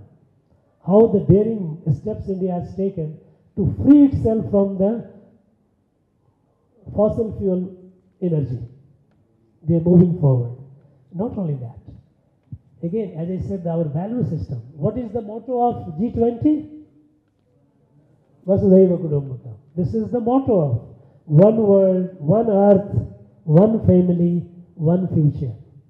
This is our value. This very crisply, succinctly represents India's foreign policy. We look at this. So you need to be familiar with these current developments, current affairs. I wish you all you guys the very best. Keep yourself cool, collected. Take deep breath, do pranayam. Convince yourself that you are among the best in the country. You have, after a long process of screening, you have been selected. It is an opportunity, you give your best. Don't get, you will get, wet arms and cold feet. Develop that. Convince yourself, and remember that the person sitting across the table is also a lesser mortal, is not someone who is coming from some other planet. I am sure many of you will make it, and by any chance, some of you, if you don't get disheartened, try again. We are not talking about any failure today. There is no question of talking about it. Meet this board with a confidence, not arrogance. Arrogance is body language. With humility, face it. It's a test of your personality. Okay? All the best. See you. And once we will also have a felicitation ceremony for an event with those of you who have made it. We will meet once again in this Darbar. Let the result come. Okay, thank you very much. Candidates can come and share their experience.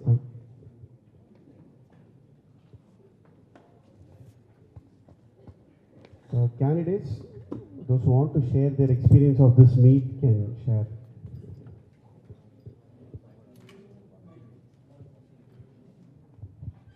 If you guys feel like sharing, is fine. If you feel shy of it, there's no problem.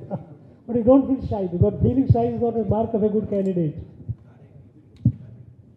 Sir, first of all, thank you so much for this opportunity. I feel very privileged, fortunate to sit in front of you and listen to your lecture. And what I feel is these 2 hours that I spent now are the most productive hours in my entire UPSC preparation, because you gave insightful thoughts on various processes, starting from foreign policy to everything that an aspirant should develop. So thank you so much, sir.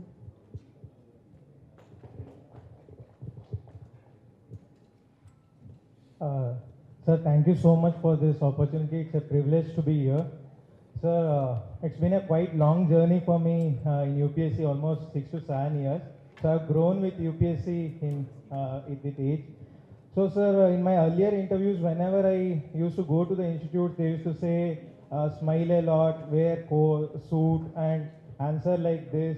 You should not be totally against the government. You should criticize the government also. So I used to get confused, sir. There was like this, wherever the coaching issues, wherever we used to go, they used to make a mess out of us, and we used to end up confused, especially the mock interviews. So actually this was a most productive session where actually we got to know what it is, what UPSC is expecting, how we have to answer to the point. So that is what we got from this interview, this session, and we got to know much more about how bureaucracy functions, how it is to be a bureaucrat. That is one thing, sir. And the second thing and the last thing I want to say is, sir, actually we have a group of 1,500 interview going candidates, online group we have. So of which we are few of the managers, admins of those group. So that is why I have taken down each and every point which you have told, because there are more than 1,400 candidates who were not able to make it to the session because they are spread out across India. So I will share the notes with them, and that will benefit to the larger section of the country. I thank you very much, sir. Thank you for this opportunity. Thank you. Thank you. Can we stand up for national anthem, please?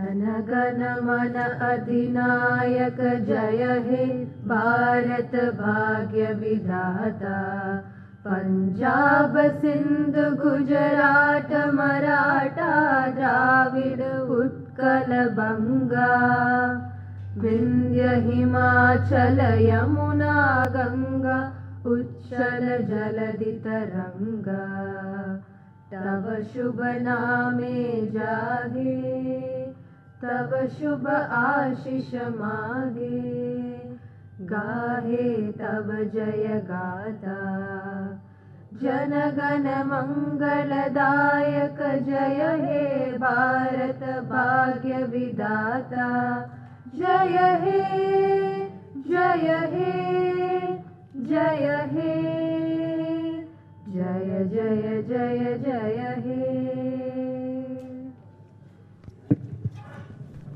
Candidates get seated for a group photo with Excellency. Media friends, those who want to cover can come in front.